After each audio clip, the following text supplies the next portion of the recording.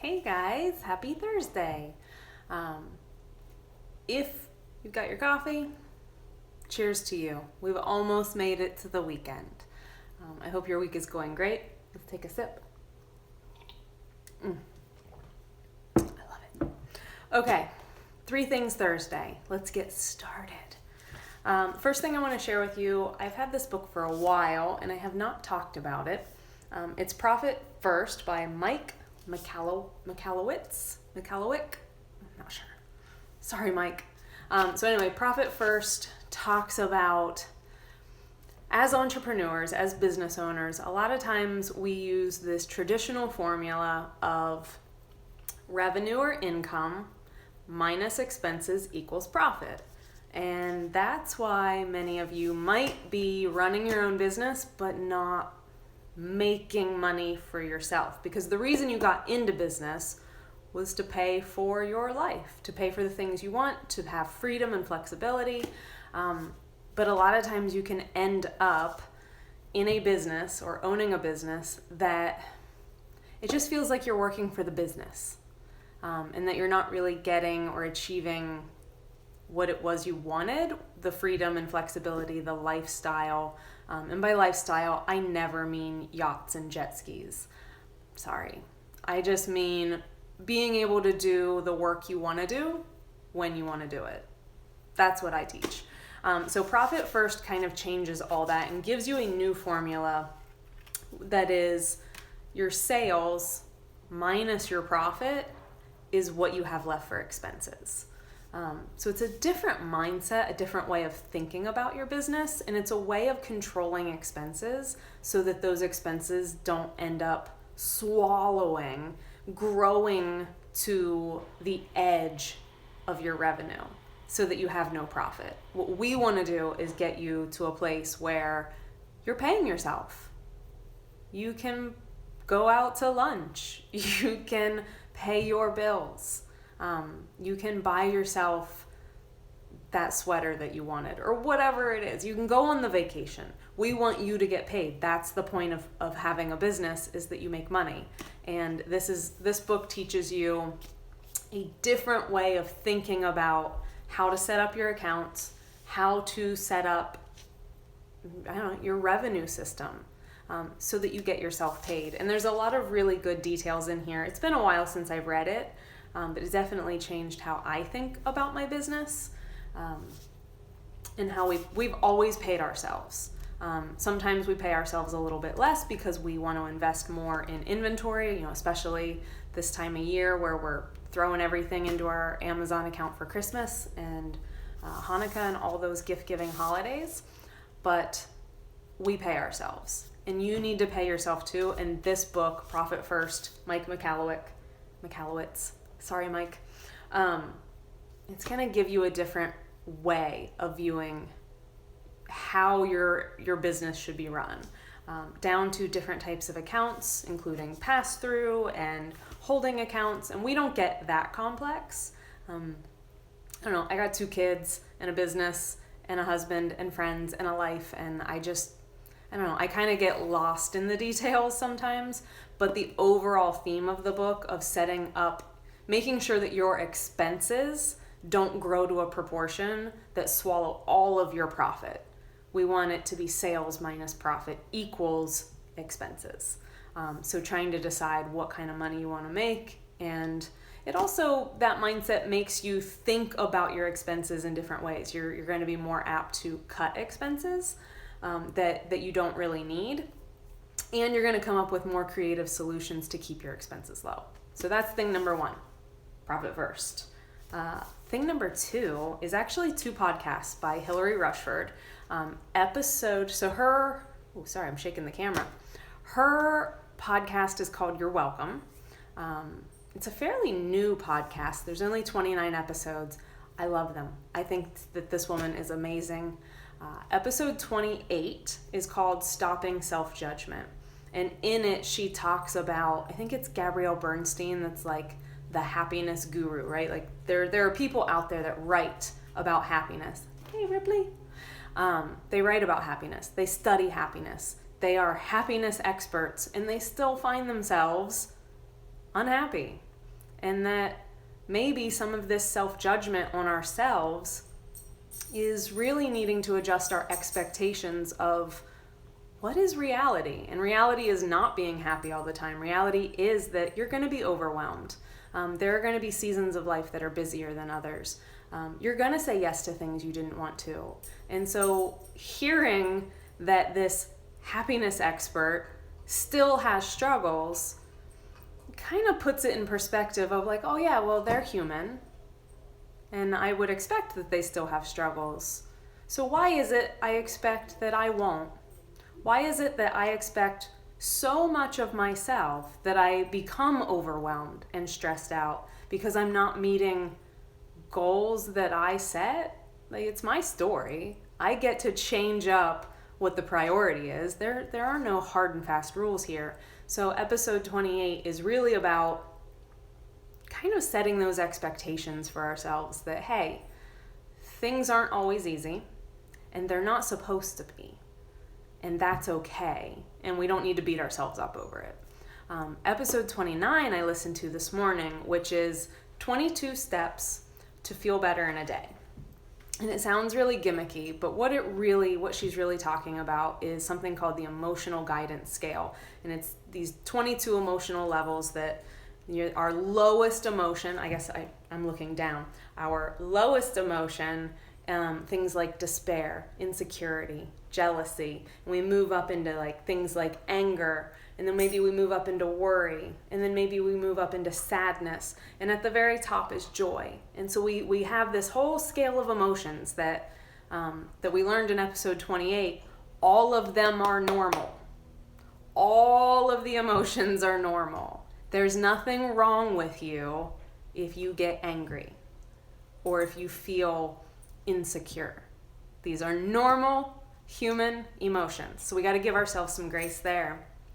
But she talks about how it's really hard, if you're in this place of insecurity or jealousy, you can't just tell your brain, oh no, we're going to be happy and jump up to level 3, because your brain doesn't believe it. Your brain's smarter than that. Your brain's going to look at you and go, what are we doing here? No. But can we take, if we wake up in a place, or if something happens in our life and we're at a really low level, can we move it up 2 notches? And then maybe the next day 2 more. And so it's this way of looking at where your emotions are relative to whatever your situation is, and being able to make adjustments and notice, well, today I feel really worried and anxious, but honestly, that's better. That's growth from the insecurity and jealousy I was feeling. So seeing that the little bit of growth helps us deal with it, helps us get through those emotions so that we can get back up to some of these higher emotions, the ones that feel better, the ones where we want to spend most of our time. But we can't go from the bottom level to the top in a day.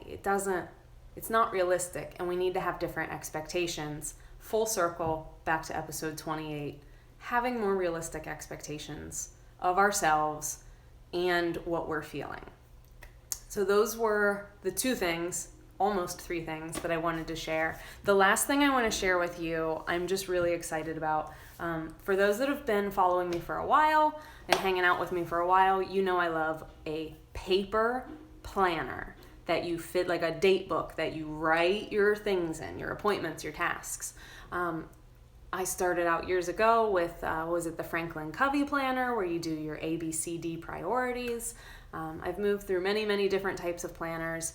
In the last couple years, I started creating my own, which was more geared towards e-commerce. So there were places for your sales and your orders and what bills were due and invoices. But this planner, the 2020 planner that I designed for myself, I'm so excited about it. Like this is the most excited I've been. Look at my hands. This is the most excited I've been about a planner ever. So let me show it to you. And I know it's going to be backwards because my mantra right now is dream boldly. I put that right on the front page. because I don't want to just dream big. I want dreams to be bold. Big things don't always mean anything, but bold things usually do. So I want bold has been my word. I want to be bold. I want to be not fearless. I want to be brave in spite of my fear, that kind of thing. So that's right on the front cover as a reminder. You've got your monthly pages. And there's a place over here for notes. I like following the moon cycles as kind of ebb and flow in my work, because I don't allow a lot of time for reflection. I'm always a go, go, go, get, achieve, just keep going. And so I take a clue now from the new moon, like the full moon waning away into the new moon, is that's a time to reflect on the business, to reflect on my life, to look at where do we need to change some things, what's working, what's not. And so I've got the moon cycles in here on this planner because I designed it for me. And I'm using the moon to kind of guide me. It's my signal to do certain tasks. New moon growing into full moon, that's the put it out in the world, create, do more. And then full moon to new moon is the quieter, more reflective time. I am not perfect at that yet. Reflection is really hard for me. Like really super hard. Okay, so the weekly pages, I've got a few spots here. So one is, can you guys see it? You can't. Moments of gratitude. So throughout the week when you have that moment where you're like, oh my God, I love that so much, you can write it down. Active goals. So there's a place here for 6 active goals. Maybe you're trying to drink water. Maybe you're trying to eat more servings of fruits and vegetables. Maybe you're trying to, we're here talking about finance a lot, so maybe it's that you're trying to stay on your budget. And so there's a spot there where you can write in whatever it is you're working on and check them off. I love quotes, so there is a place at the bottom called Words Worth Repeating, and that's where you can write down something that you read, something that you saw, a thought you had, something that you just want to capture. Just long enough for the week you can capture it there. So that's the planner, and I just think I just love it. I really, really like how this turned out. It's really personal to how, I don't know, the things I'm working on in life, and I figure I can't be the only one. So it's available if you want it. It's something that you can print out yourself. I printed mine out on like really high quality paper at a local print shop. So it was a little bit more expensive, but you can just print this out at home. It'll cost you whatever your ink is. But you can buy it over at britniross.com/2020 planner. I will put the link in my bio on Instagram. And if you're watching this on YouTube, the link will be down below. I think that's the only places. Facebook, the link's over on Instagram. Sorry, I don't keep up with my Facebook the way I do my Instagram and YouTube. So yeah, britniross.com/2020 planner. I would love it. It's $17. Check. I mean, if you're struggling, it feels like things are falling through the cracks. I can't use the little planners and the little calendars on my phone. It's great for reminders, but I need more than just the appointments. Oh, totally forgot to share that with you. On the weekly pages, the top row is for your priorities. So whatever your priorities are for the day, there is a small space to record that. So maybe priority is like, I've got to file sales tax. I have to do 3 things Thursday. I have to send an email to my list. Whatever that is, I left it a very small space because you shouldn't have 30 priorities. You should have no more than 3, so there's room there. Down here in these next 3 squares, appointments and tasks. That's where morning, afternoon, evening, you can divide it up however you want, but that's where you're gonna write down at 2 o'clock I have to go to the doctor. And then down on the very last space is a place for meals, because when I plan my meals out, we eat better and we save money and we're healthier.